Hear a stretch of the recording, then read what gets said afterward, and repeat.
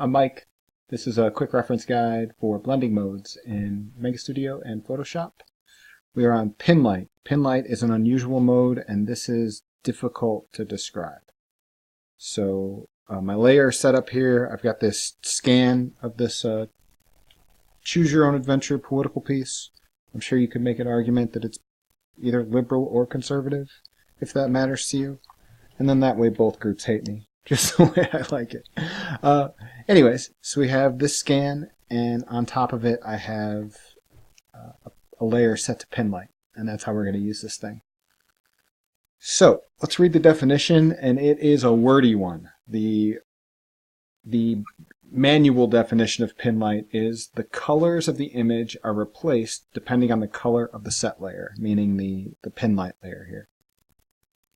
If the set layer is brighter than 50% gray, so anything up here, saturation doesn't matter, the color of the layer below is only replaced with that of the set layer in areas where the color of the layer below is darker.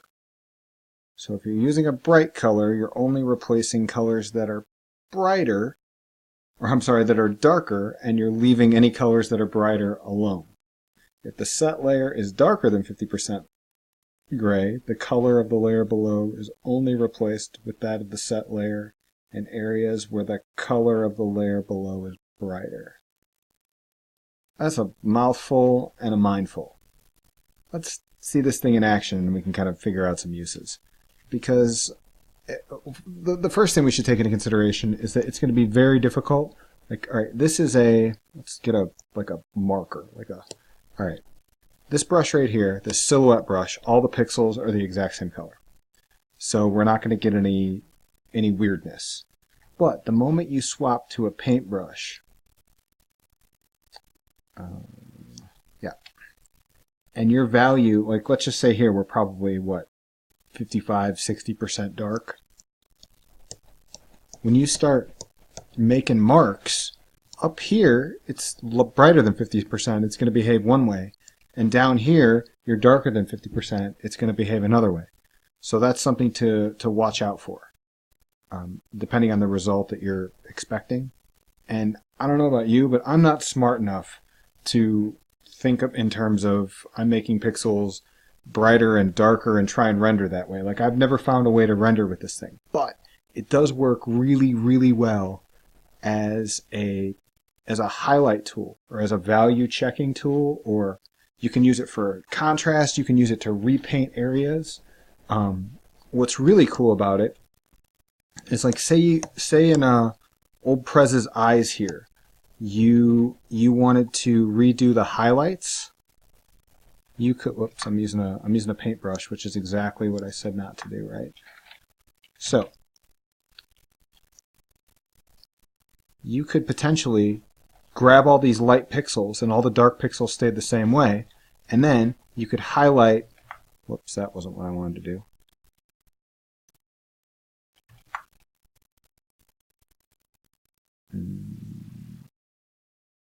Oh, yeah, I get it now. Because so this is a mass, this is that whole blob.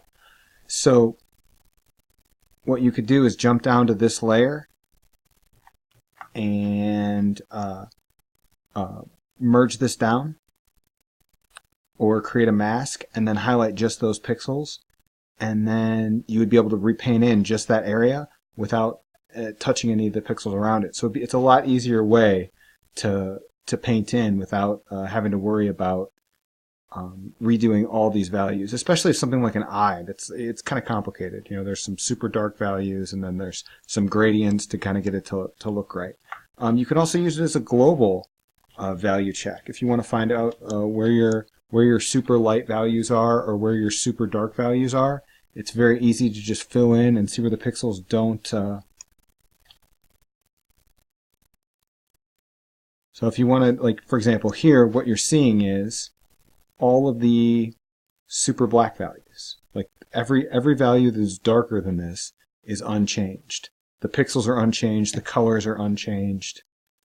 I mean, theoretically, you could clip a layer to the top of this thing and paint these pixels even darker if you wanted to just do like a globally make just some of the darker values darker without making, without using a tone curve or something that's going to affect all of them, or a gradient map or something like that.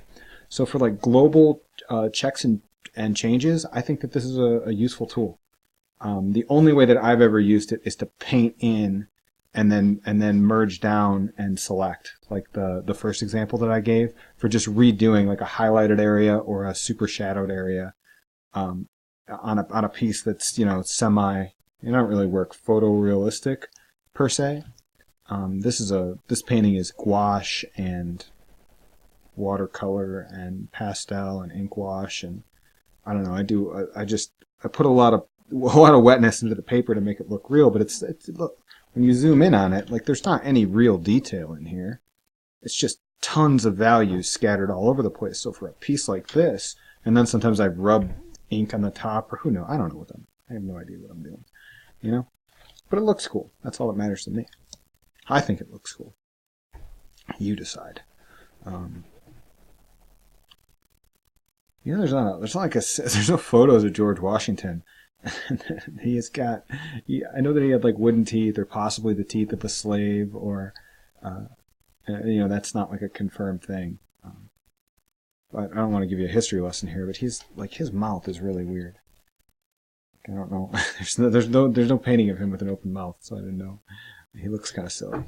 Anyways, that's Pinlight in a nutshell. I hope you use it to do something. I'm sure photo manipulator people use it for something really cool, but I'm an artist, so that's how I would use it. So thanks for watching. Make great art. I hope this has been helpful. Please like, subscribe, and you can go to my channel, and if you need to see a video for any of these modes, same little 5-minute thing with some examples. Thanks for watching, guys. Take care.